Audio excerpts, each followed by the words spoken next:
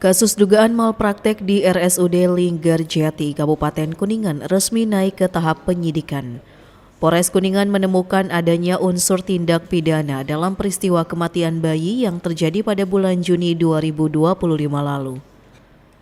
Kasat Reskrim Polres Kuningan Ibtu Abdul Aziz menjelaskan untuk mengusut kasus ini hingga 6 Oktober 2025 pihaknya telah memanggil total 14 saksi.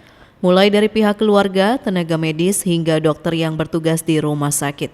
Polisi juga mendapatkan keterangan dari saksi ahli kedokteran dan rekomendasi dari Majelis Disiplin Profesi atau MDP.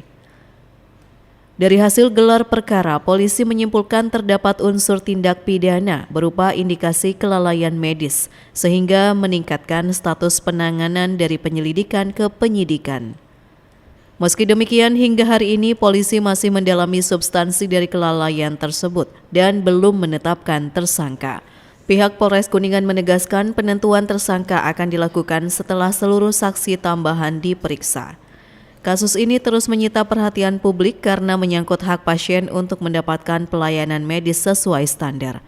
Pihak keluarga korban berharap penyidikan dapat mengungkap kebenaran dan membawa keadilan.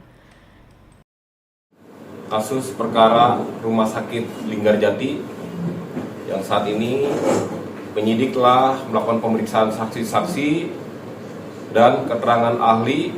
Selanjutnya penyidik telah mendapatkan surat rekomendasi dari MDP.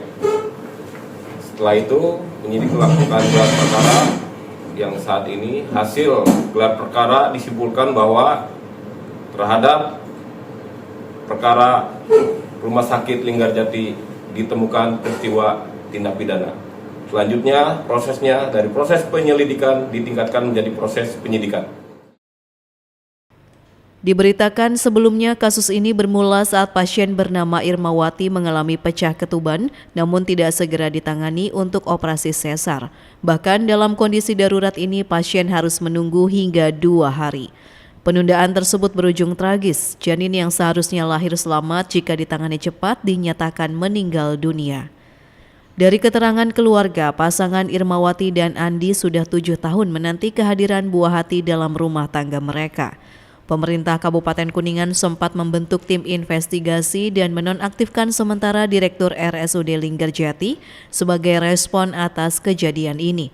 Pihak keluarga korban bersama kuasa hukum juga melaporkan kasus ini ke Polres Kuningan.